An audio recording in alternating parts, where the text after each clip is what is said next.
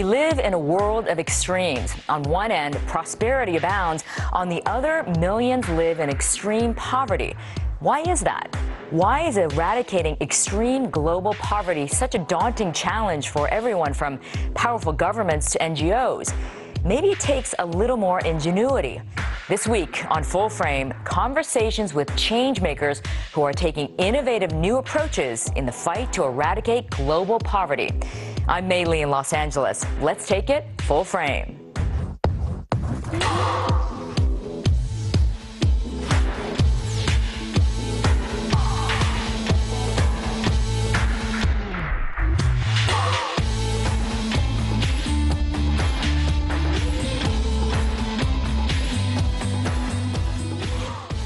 Well, astonishing new estimates from the World Bank revealed that 702 million people today live in extreme global poverty, meaning that they live on less than $1.90 US a day. Eugene Cho is the founder of One Day's Wages. Cho invites everyone to simply give just one day of their wages to the less fortunate living in areas like sub-Saharan Africa and Southeast Asia. Thanks to his efforts and supporters, the organization has engaged in nearly 90 projects in more than 30 countries and raised in excess of $3.5 million since 2009. Eugene is also an author and recently released his first book, Overrated: Are We More in Love with the Idea of Changing the World Than Actually Changing the World? Joining us to tell us more about his work around the world and how you too can participate in the One Day's Wages movement is Eugene Cho. Eugene, welcome to Full Frame. Thank you so much. It's a joy to be here. Thank you. It's great to have you here, and I can't wait to talk about all that you're up to. Well, first of all, I got to ask you, how did you guys come up, you and your wife, decided to come up with this concept of giving away one day's wages? Where did that come from? It's a great question. I was on a trip many years ago, and I was in a country called Burma, otherwise known as Myanmar, and we're in the jungles there.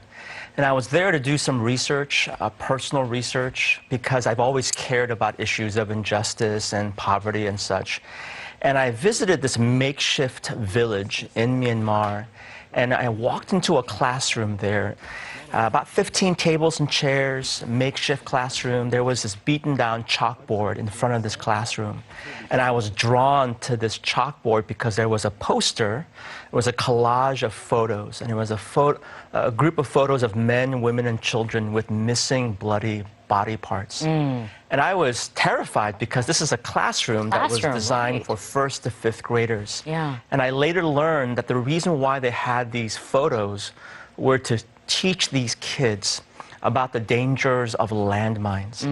And it was sometime later that day when I found out that the salaries of teachers was $40 a year. A year? Not per day, not per week, not per month. Wow, wow. So you were totally inspired by that one experience. Absolutely. Well, you went beyond that, though, didn't you? You decided to give up a year's salary. Yes. So you really committed yourselves.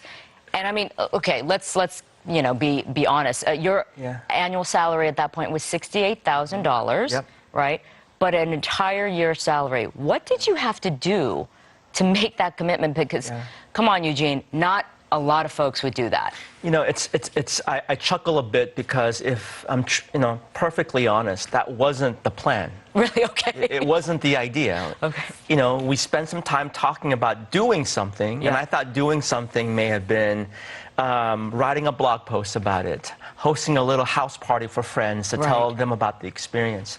But it was out of that time of really conversing and praying that we had this conviction about starting this organization, but I think we're living in such skeptical and cynical times among people in regards to everything, including the work of nonprofits, that I thought it was going to be important for us. We can't ask people to do something we're not willing to do ourselves. Now, that journey took us 3 years.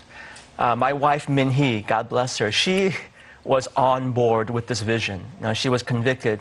For me, it took me about 3 years to come to terms with giving up a year's wages. And I know that, as a pastor, I'm not supposed to say these kinds of things, but I like my stuff. Right. We have 3 kids that keep eating constantly. Yeah. Let's not forget you had 3 small children at the time. Right. Yeah. So it was really difficult, and I think if, I knew how difficult that 3-year journey was going to be, I don't think we would have done it initially. Yeah. But along the way, we just found enough hope and encouragement and inspiration among our families to say, let's keep moving forward. Let's honor, let's honor these convictions. And to make that goal of $68,000, you were short $10,000. Yes. So you actually had to lease your house. Yes. And move out. Yes. To be able to meet that goal. Yes. Again, not what we planned. It wasn't part of the Excel sheet. The funny part about this story, and I say funny, but during that time, it was probably one of the most stupidest decisions that I could have made. Really? I put up an ad on Craigslist in a moment of desperation because we were short $10,000. We had committed to starting the organization by October 2009. And we're running out of time. I put an ad on Craigslist basically saying, would you be interested in renting a furnished home, $10,000 for 2 months? And I did it because A, I was bored, B, I was desperate, and C, I thought to myself, who would be dumb enough to pay $10,000 for our home for 2 months?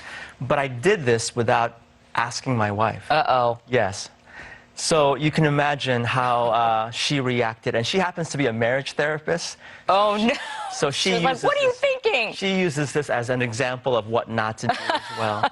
And you got a taker immediately, didn't you? A business person from the UK came in, saw it on a Wednesday, loved it. Oh, but his one caveat was, I need to move in by Friday. So this is Wednesday and Friday. Wow. And so we had my wife and I, a very interesting, intense conversation on a Wednesday night. That's probably putting it mildly, isn't it? Very mildly. Yes, okay. Yes. But, this was her vision as well. It was our vision. But it was a really difficult night, that Wednesday night I remember, because we invited our kids into our bedroom and we explained to them what we were going to do, that we were going to go on a 10-week field trip as a family. Okay. And I remember crying that night. Because this is not what I had signed up for, and I felt like a deadbeat father. I had failed my family in some ways. Wow. Okay, but obviously they were on board because they sort of had to be, but this was the commitment you made. That's right. And here's the thing. I think when it comes to charity and wanting to give, this is what you talk about in this book that we're going to talk about in a second, is that it seems like people want to do something, but they don't want to leave their comfort zone. They don't want to give up things that they're used to. So what was that like for you? What was that journey like for you that, others might say, not for me? Yeah, that's a great summation. I mean, that really does capture that season of our life. That book that I wrote, it's really a confession. It's not a how-to book. It's not a we're on top of the world, we got it all together. It's really a broken confession of what we experienced. And part of that confession is, like a lot of people, I have good intentions. I want to do lots of good things. I want to be a philanthropist. I want to make the world a better place to live for my children, for others as well. But I think for many of us, we somehow get confronted by obstacles and challenges, discomfort. Yep. And as a result, we tend to revert back to that which is comfortable for us. And that was the big lesson for us. And in some ways, we set out to start One Day's Wages to change the world. And I know that's a cliche phrase, but there's a lot of people that have that idealism. We want to change the world. What I did not know is how much this experience would change us. I mean, it revolutionized our lives in many ways, gave us a perspective of so many things, deepened our family, our marriage.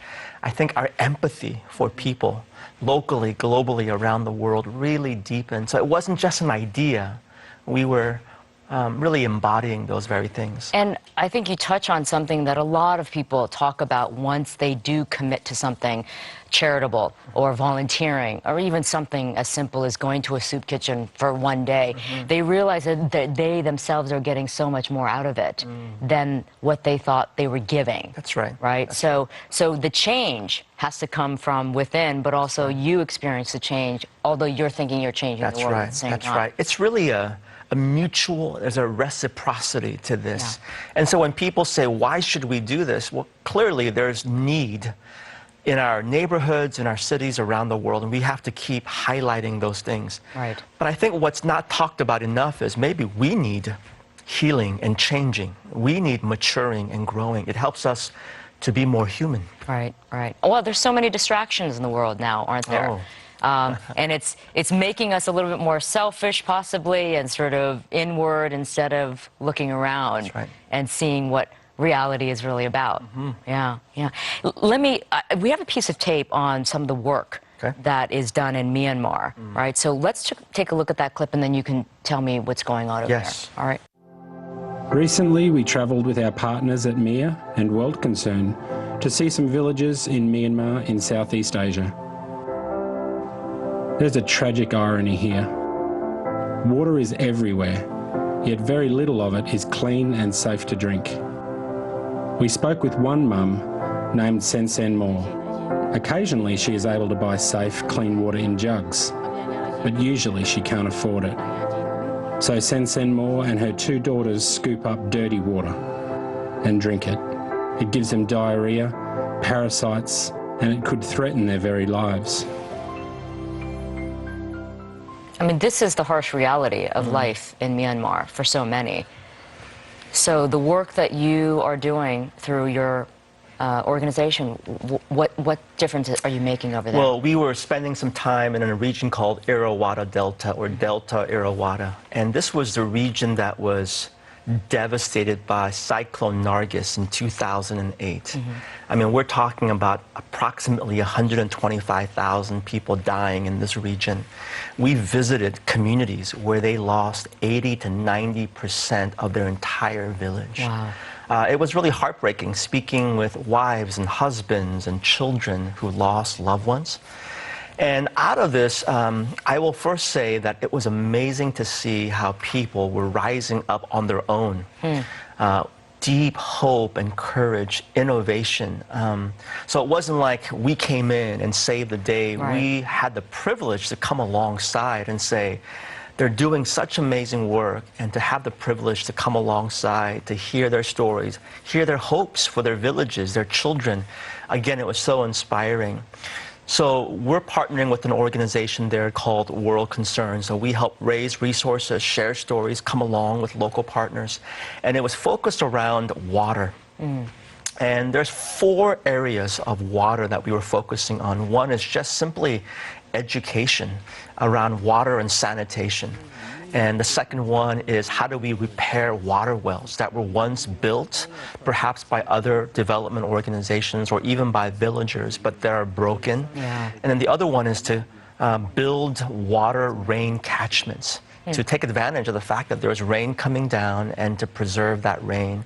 And the last one is to build latrines, again, because water and sanitation has to always go together. Right. And so we were working with 7 communities, impacting thousands of people. And so it's been such an encouraging thing to, again, be a part of what these villagers were already doing. It's so nice to hear that they were already lifting themselves up in such a tragic situation. Well, I think that's the key, that we have to tell people, because sometimes what's tempting is we make it in our desire to glamorize a story that it's the Western saviors coming in, and it's really not. You know, we have to really be careful about the stories that we tell. Right. And there are heroes on the ground. These Myanmar villagers are doing amazing things. And that's what I love about the work that groups like yours do, because it's empowering the people there, the local people there, instead of, like you're saying, you know, the Western world being the knight in shining armor type of thing. Yeah. Let's talk about the donors, right? So since you started this, the response has been pretty incredible, hasn't it? From all walks of life. And in some very creative ways, people are donating their wages or at least donating funds, right? Tell me about some of the most unusual or creative. Yeah, I mean, I'm smiling because it really does warm my heart. I mean, these stories are crazy. And, One Day's Wages, our strength is that we're an open source foundation, that we try to tell people whatever excites you, whatever intrigues you, any gifts or talents. So certainly there's people that are donating a days of their wages. We had someone donate half of their wages to us. But in terms of some of the interesting, creative ideas, right now, there's 3 brothers in a small town in Minnesota in the United States. They built what I believe to be a 34-foot octopus, a snow monument. Oh, wow. And it was such an innovative idea that it was recently featured on NBC Nightly News. And they raised, so far, $15,000 from neighbors and passerbys. Just as like admission or something? No, just people who... just donating. Who've heard that these brothers are doing this because they want to raise awareness for One Day's Wages in one of our water projects as well. Wow. So $15,000 there. We've had couples donate their weddings, saying, hey, we don't need toasters. I mean, I think people are saying we would like them, but we're choosing a more generous path. And so we've had numerous couples from all around the world give up their weddings. What else? We had students in the UK, in Taiwan, in the United States, host races and 5K races. A team of women and men have climbed up Mount Rainier in Seattle for several years, have raised over $30,000. Wow. And one of my favorite stories is a 16-year-old high school student who bicycled around or across the United States and raised over $10,000 for one day's 16-year-old? 16-year-old high school student. Wow. Wow. And I know there's another story where a woman actually donated her hair. She shaved her head.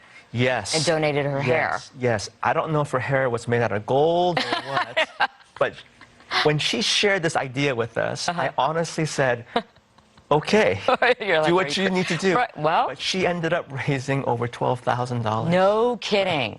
That's amazing. Yes, May, you have nice hair. Oh, okay. Stand back there, Eugene. Don't get so excited. No, but it tells you that how creative people can be and also how willing they are to make some sacrifices. Just a little sacrifices goes a long way.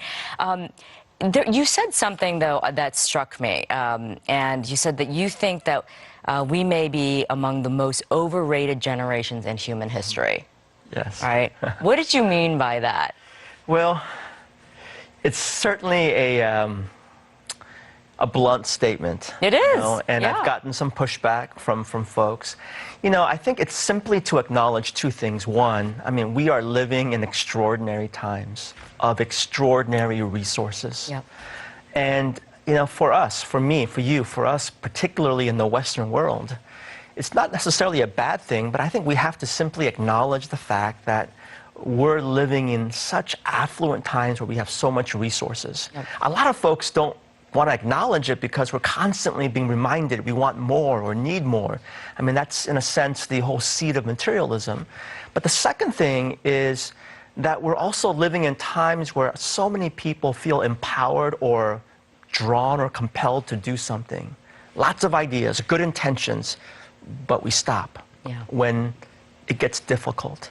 And so it's kind of the merging of those 2 ideas that we need to pursue ideas and convictions and causes that we really care about, and not simply like it on Facebook, tweet something out. That's right. Or whatever it might be. And that's what happens. You are bombarded with images and stories of all these causes all over the world because of social media. But then there's a disconnect in terms of, oh, I'll read about it, but that's kind of where it ends. Right. In some ways, it's a call to go deeper.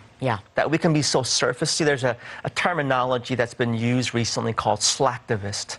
We want to be activists, but we're kind of lackadaisical. I've never heard that. And so that's funny. They call much of this generation slacktivists. Now, I think it's a little unfair. I think the jury's still out. I think, the subtitle of my book, it should be pushed back on, but I think it's a question, we have to ask ourselves. I'm curious. You immigrated with your family when you were 6 from Korea, and me also being Korean and of Korean immigrants.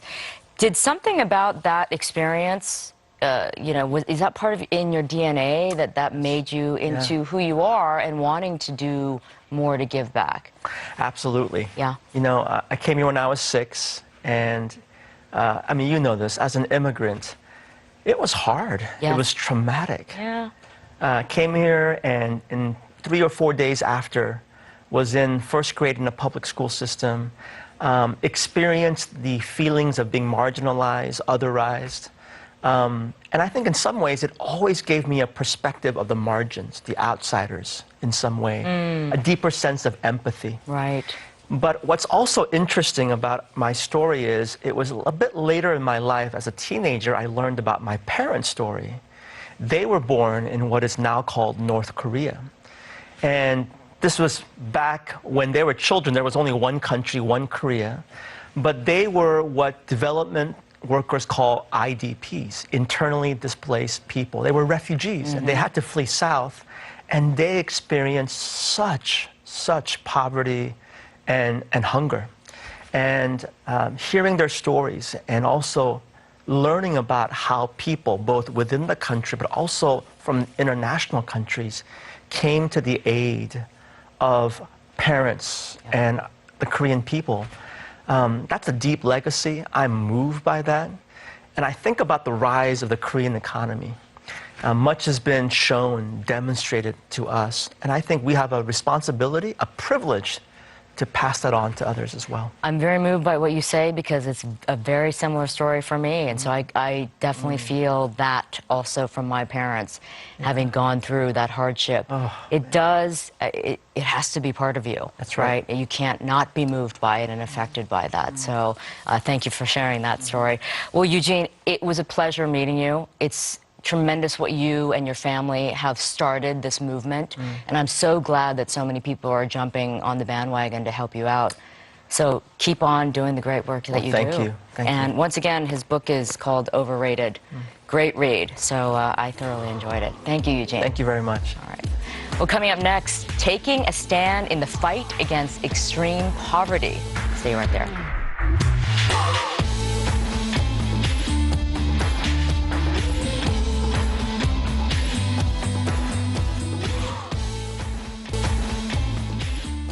From the front lines of the war on terror to the front lines on the war on poverty, Jake Harriman is fighting the good fight. He's a decorated military veteran who served 7.5 years as a platoon commander in both the U.S. Marine Corps Infantry and a special operations unit called Force Recon. Awarded the Bronze Star for actions in combat during his second tour in Iraq, Jake Harriman came to believe that the contributing causes of terrorism, disenfranchisement, lack of education, and extreme poverty must be erased in order for peace to prevail. Take a look. Terrorists rely on an endless supply of desperate people living in extreme poverty with no other options in life. The only chance we have to see the end of terrorism is to end extreme poverty. NURU is a new type of humanitarian organization that partners with rural communities in the developing world and other organizations to end extreme poverty together, one community at a time. Well, after leaving the Marine Corps, Jake graduated from the prestigious Stanford Graduate School of Business, where he created NURU International, a nonprofit focused on ending extreme poverty in remote areas of the world. Working in Kenya and Ethiopia since 2009, NURU International has helped over 85,000 people lift themselves out of extreme poverty. It's great. And the organization's impact has gotten some attention. In 2014, Jake was named a White House Champion of Change, and in 2015 recognized by Goldman Sachs as one of the 100 most intriguing entrepreneurs. He was also recently named a Presidential Leadership Scholar, and he joins us now to share his goal of eradicating global poverty in our lifetime. Jake, welcome to the show. Thanks, Meg. Boy, you're a slacker, aren't you? Man, I mean, talk about this list of achievements. That's pretty incredible. And it's also because it came out of something so difficult for you when you were in Iraq serving. That's right. And so tell me about that epiphany that you had while you were there. Well, it was early in the invasion, and at the time in southern Iraq, it was one of the poorest places in the world. There was no access to any kind of health care education for the kids, terrible hunger problem. And what had been happening as we moved through the south was that the regular Iraqi army was retreating to make a final stand in Baghdad. Okay. And Saddam was pushing his Fedayeen soldiers south, and they were going hut to hut in these villages, recruiting these poor farmers to fight us. Basically saying, look, your children are starving to death right in front of you. Yeah. If you pick up this weapon and go fight these guys 10 miles south of here, we will drop off a bag of rice here for your kids every other week. We were fighting these guys by the hundreds and thousands. And that kind of set the stage for this one kind of momentous event in my life. We had just survived the first major contact of the war in a place called Nasiriyah. We'd been ambushed, and we pushed through the city and had dug in north of the city. And everybody was terrified. We were all scared. We were hungry. We hadn't eaten in 2 days. Oh, everybody was tired. So I got up out of my fighting hole, and I was walking the lines, kind of checking on my guys to make sure everybody was okay. And I remember there was like a very thick fog that morning, and I knew as the sun came up, they were going to start shooting at us again. And I looked up on the highway, and I saw a little white car racing toward our position. And they had just started putting suicide bombers in these cars to blow themselves up. So I grabbed 3 of my guys. We took off running to stop the car. And I fired a warning shot across the front of the car. Finally, it stopped about 50 meters out, and the driver hops out, starts waving his arms frantically and running at me. So now I think this guy's, he's strapped a bomb to himself. He's going to blow himself up. Right. So I'm yelling at him in Arabic to get on the ground. He's not listening. Finally, as I lift my weapon, I think I have to take this guy out. I look behind him, and I see a large black military truck roll up behind his little white car. 6 guys in black jump out of the truck, run up to his car, and start shooting into the car. And so this man stopped dead in his tracks, starts screaming, turns around, starts sprinting back to his car. And that's when I realized that, you know, this guy was just one of those poor farmers who was trying to escape across our lines with his family because he didn't want to fight. So I yelled at my guys to take out the Fedayeen, and I ran as fast as I could to try to desperately save this guy's family. And by the time I got there, it was too late. You know, I looked. They were all lost. I looked at the passenger's side. His wife had been shot in the face and in the chest. She was dead, and he had a little baby infant girl in the back. His arm had been shot off, and she'd been shot in the head. And then he was cradling the body of his little 6-year-old daughter who'd been shot in the stomach, and she was choking on her own blood. And I just thought, you know, in that moment, everything in the war kind of slowed down, and I put myself in this man's shoes for the first time. And I thought, you know, like, I have all these choices in my life. You know, what kind of choices did this guy have when he woke up this morning?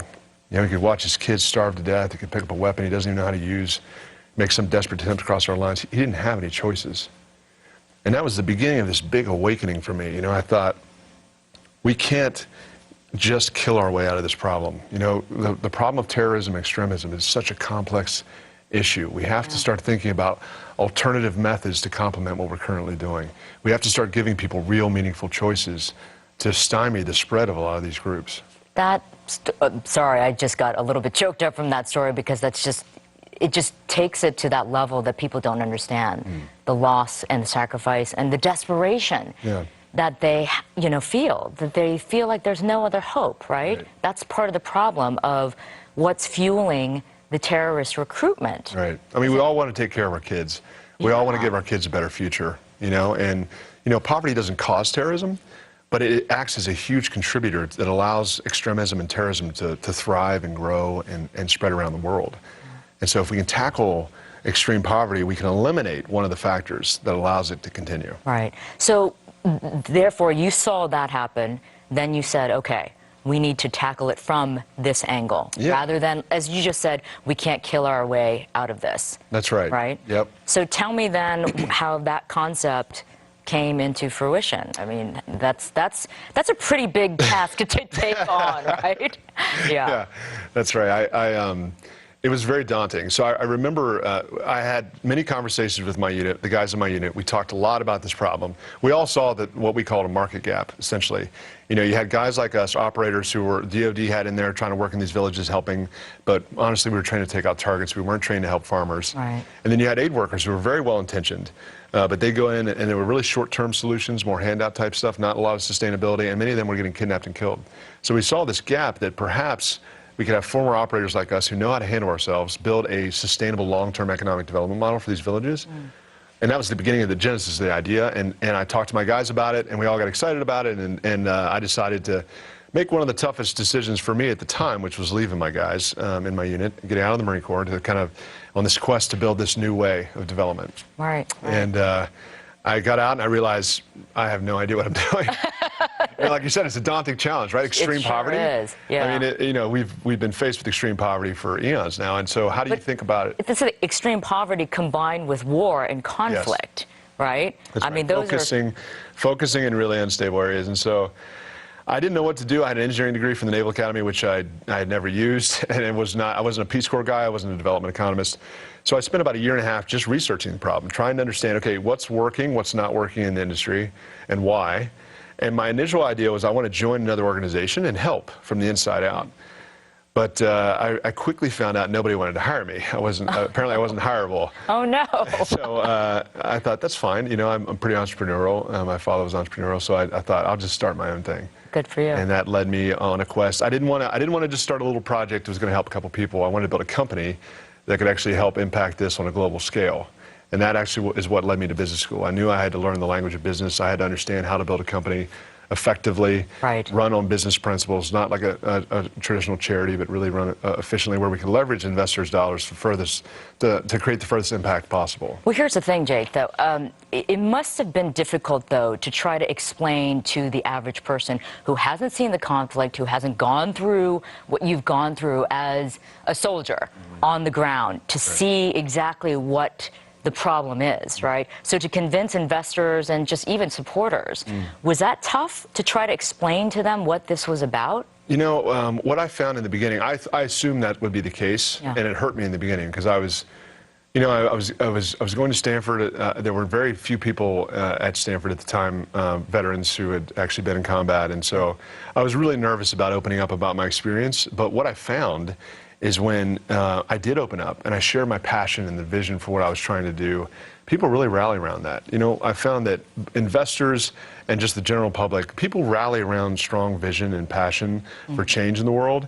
If the entrepreneur, if the founder is driven and on point and they have this fire in them that can't be extinguished, people are really drawn to that. Right. And I found that is, I mean, and it's not just me, there's many people out there like me, that entrepreneurs who have a unique vision to add something in the world that's never been done before. Sure. And so at places like Stanford, they really like the concept of innovative new ideas that can kind of like break through technology. And I think the team and I that were working on it were really onto something really unique, and people saw that, and they wanted to get involved. And so we had over 30 of my classmates got involved. Oh, wow. 6 faculty at Stanford came on board as mentors, advisors, investors. So. Okay. Well, we have a video that shows how Nuru works. Sure. So let's take a look at that, and we'll talk about it on the other side. Great. All right. Okay.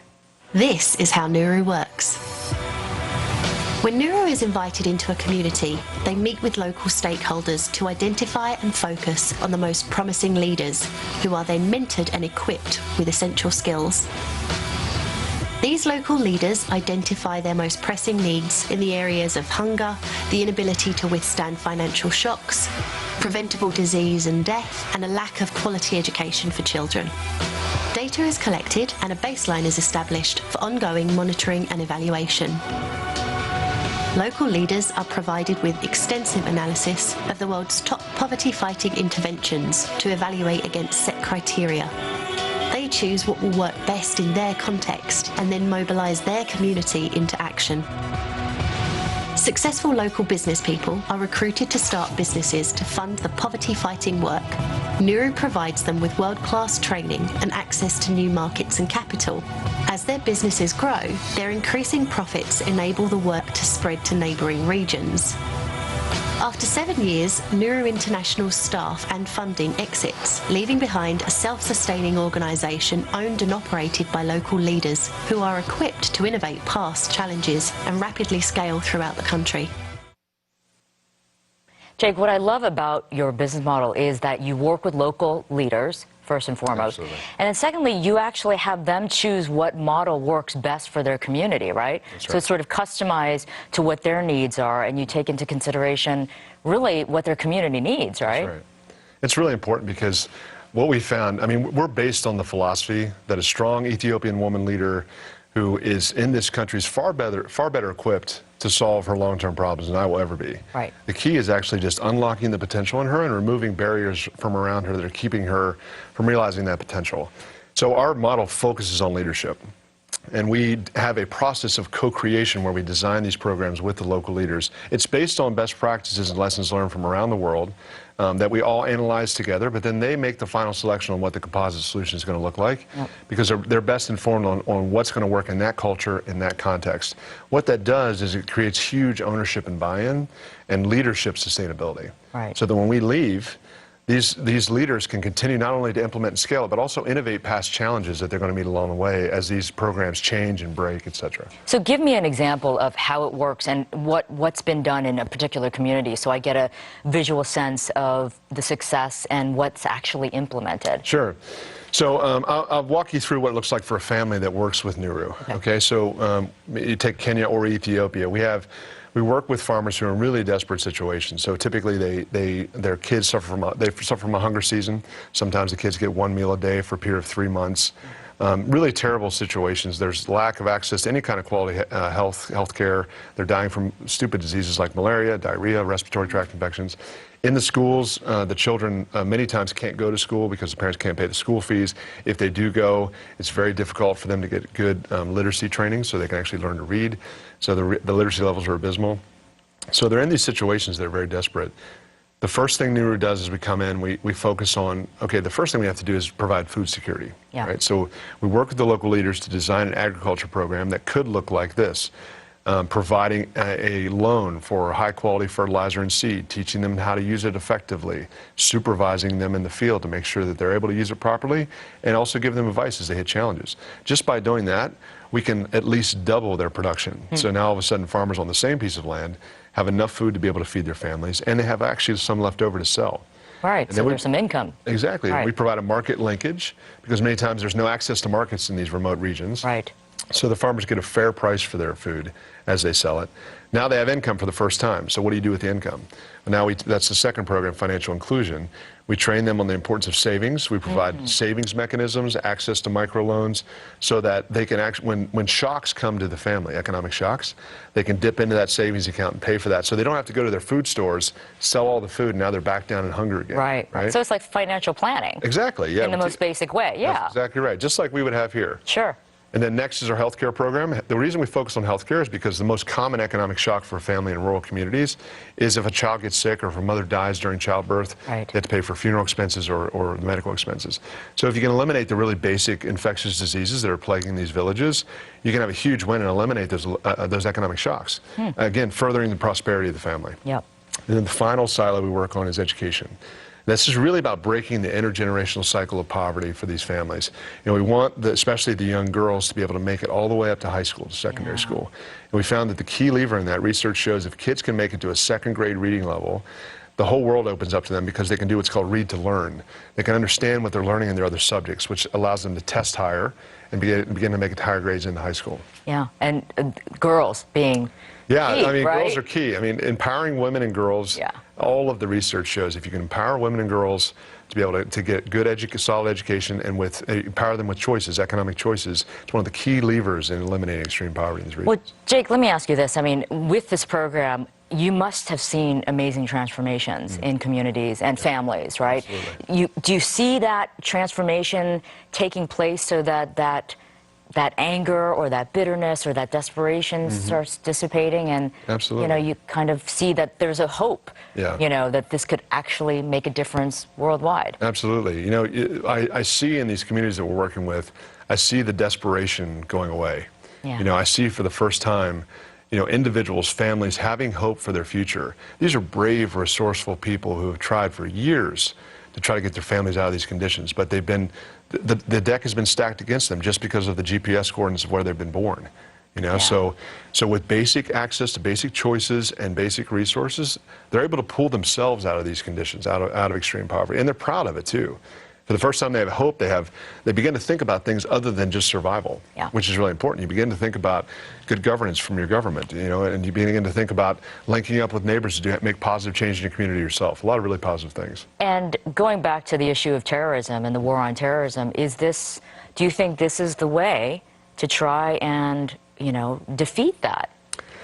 Absolutely. I think it's a big part of the equation. So, I think military solutions, there are evil people in this world. There's evil groups in this world. We need our military to be able to take care of that problem. However, as some of our senior military leaders have stated, we cannot kill our way out of this problem. It requires a more holistic solution. And there's a lot of very good conversations happening, not in the U.S. government, but in the United Nations and the African Union, about how we need to build a more robust strategy around eliminating extreme poverty, around adding stability in some of the most fragile regions as a way to strip away a lot of the resources and recruiting grounds and logistics spaces of support for some of these extremist groups. Yeah.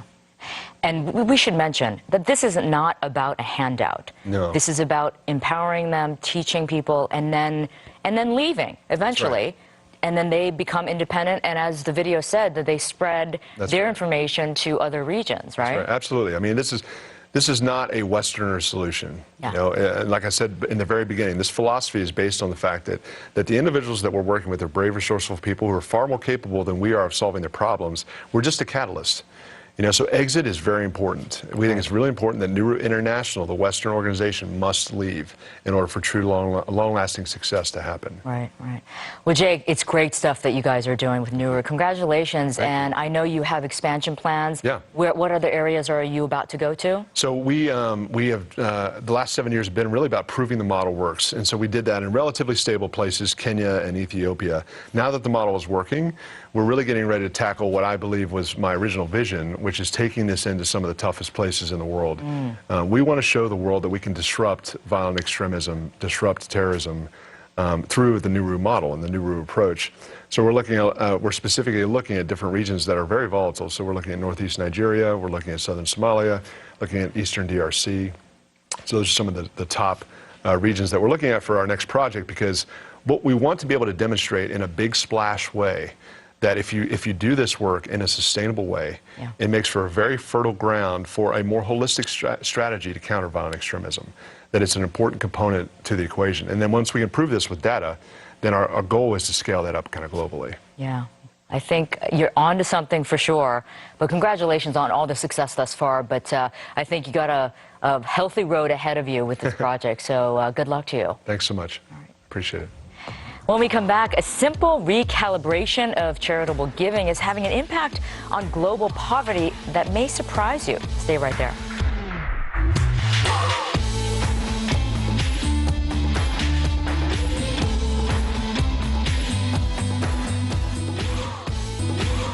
When you give to a charity fighting to rid the world of poverty, how much impact does your donated dollar really have on a single individual living in abject poverty? Well, in many cases, not much. One organization is out to change that and how we all think about charitable giving. Michael Fay is the co-founder and chairman of Give Directly, a top-ranked international charity that advocates for direct giving to people with the most need. The Guardian writes that Give Directly sent shockwaves through the charity sector when it introduced the idea of making cash transfers directly to the poor. Fay's model essentially eliminates the NGO middleman by quickly and efficiently transferring funds from donors right into the hands of those who need it most.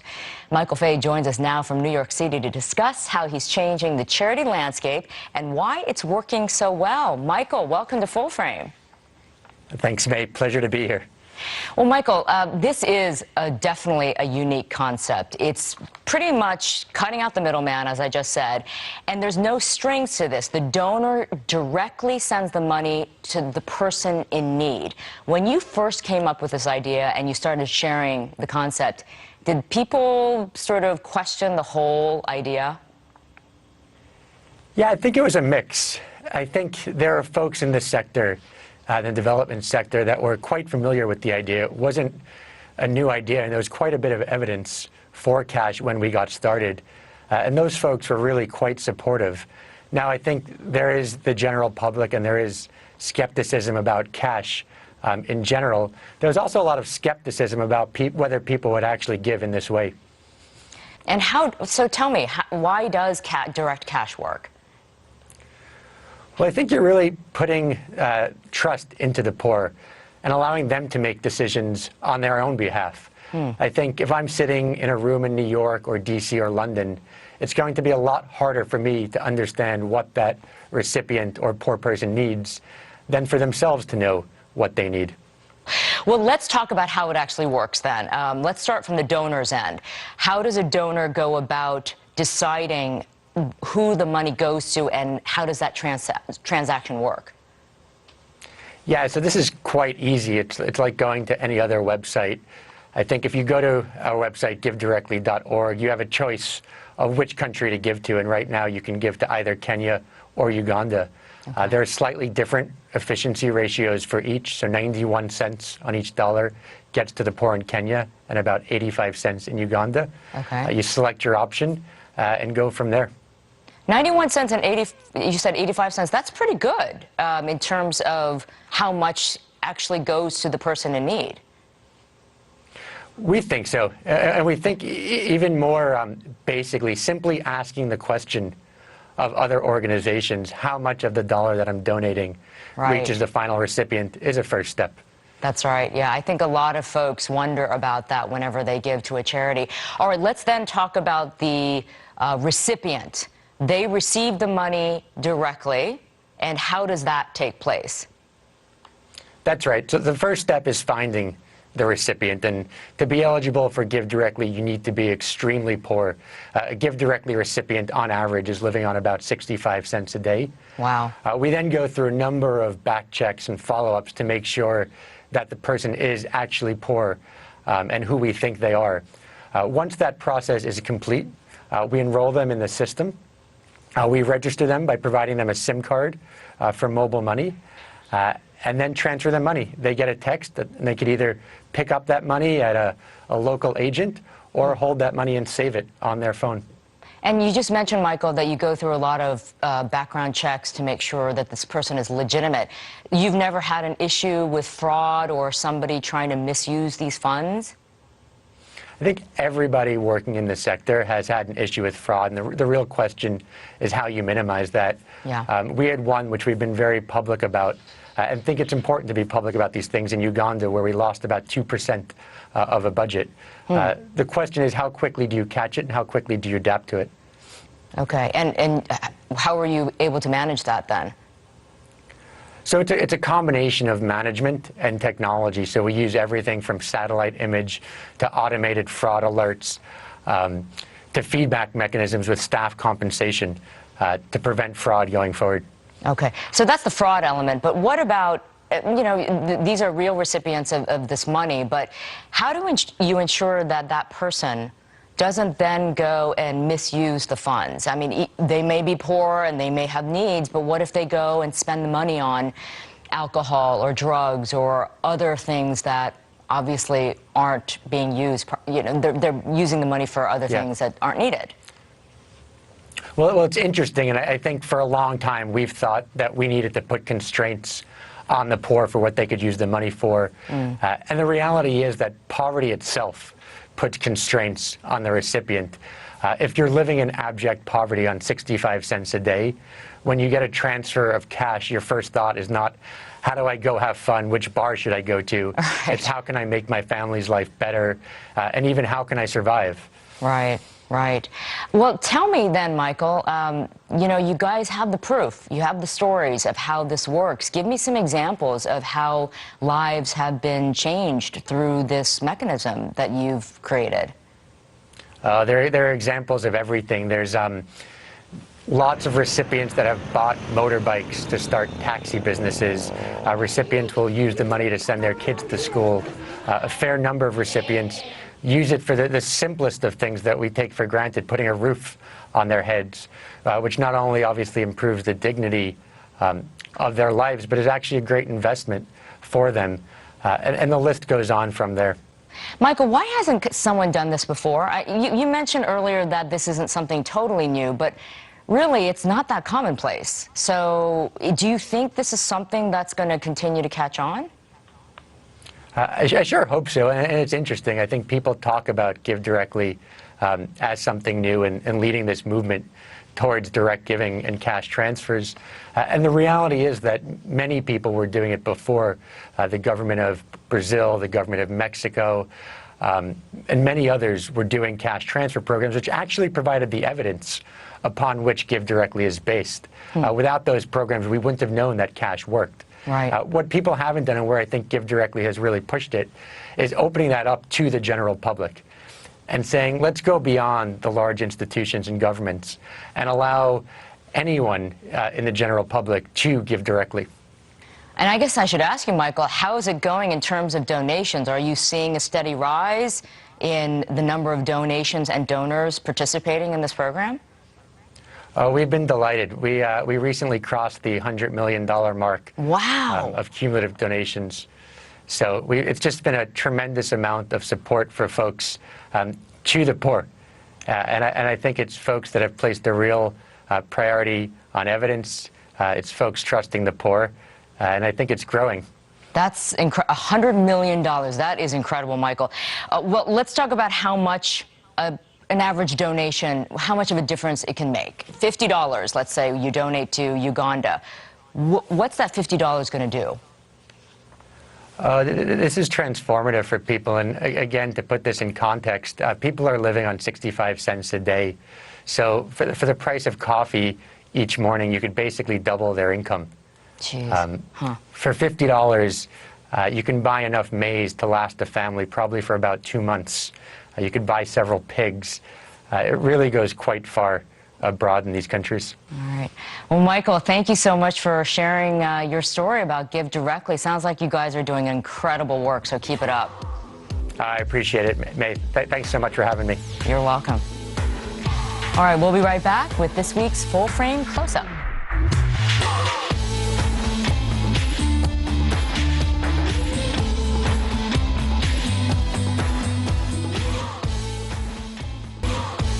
In 1994, a Florida prison started a small zoo with a group of ducks.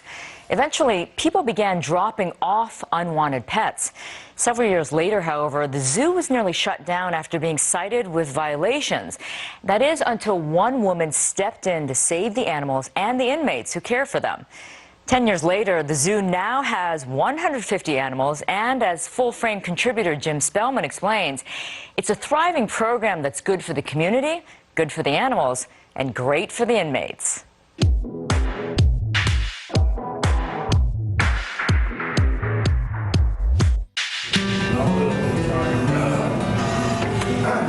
Good morning. How are you today?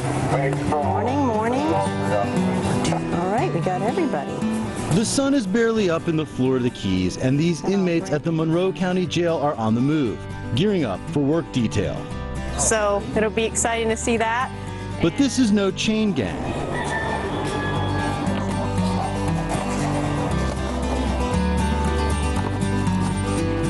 Hey, come on. These inmates help run a zoo. What's up, buddy? At the jail. Prisoners feed the animals, Okay. play with them, and take care of the facility. All right. Seth Beckman is serving 6 months on drug charges. He moved to Florida shortly before his arrest. I heard the cocaine here was pretty good, so I ended up having some cocaine on me, and I got pulled over and got charged for possession of cocaine. He had no experience working with animals before coming to the farm. But he soon fell in love with his new companions. Whenever I'm inside, of course you got to deal with all the other inmates that are in here. A bunch have different personalities, and it's kind of like a mess, really, you're juggling with, you know, and it's just, sometimes, whenever I'm out here, I get away from it all. I'm at peace, really, out here. It's kind of like my escape while I'm in jail. Adam Corzin was convicted on drug charges and is back in jail after violating parole. Just we usually come in the morning and feed them all and, you know, hang out with them for a little while. Working with the animals is a welcome relief from his time inside the walls of the jail. Upstairs, I tend to be withdrawn a lot. Just stick to yourself, simply because of the environment that you're around. So you kind of have to. Downstairs, you can be more open. And then you got the animals, which, you know, bring out the best in you, I guess.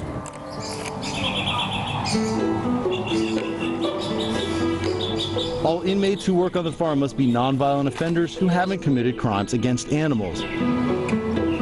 Jeannie Sealander, Farmer Jeannie to the inmates, runs the program. So when did you come to work here? I came here 10 years ago in 2006. What was it like then? It was a little bit barren. There were only about 20 animals. There was no grass out here. There was no grazing fence. There were no trees. So I've tried to make improvements as I go, and we're up to about 150 animals now. All the animals here have been abandoned, abused, confiscated, or donated. A lot of the animals here, like this goat French fry, begin as pets. When they become too big and too unruly for their owners to take care of, they end up here.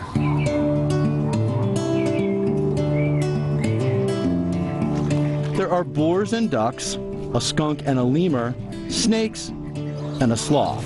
So this is our aviary, where all of our exotic birds and our sloth live, and I see the sloth over there waiting for me now. Hi, Mo. So we're going to give breakfast to Mo the sloth. Mo is a farm favorite. He eats these biscuits soaked in water, sometimes sharing with his feathered friends. For dessert, it's an ear of corn. Sloths can live 25 to 30 years. After 5 years, his owners decided Mo was too much to handle. Now he makes appearances at community events and is a favorite with visitors. And people get to come up and pet him and interact with him, which is pretty amazing because most people would never get to see an animal like this, let alone as up close as we allow them to.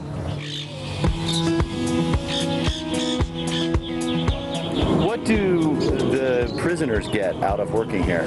Well, they learn compassion from working with the animals. It also gives them a purpose, and it makes them feel like they're doing something worthwhile.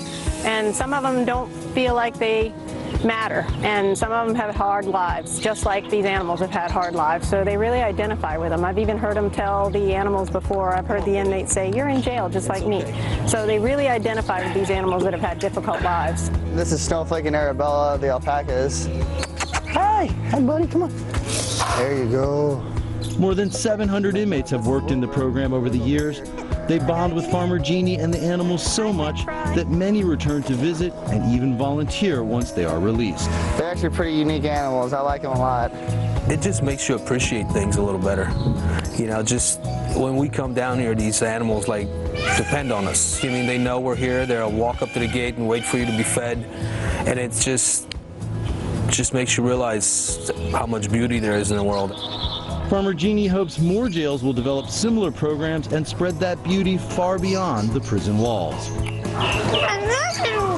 For Full Frame, Jim Spellman, Stock Island, Florida.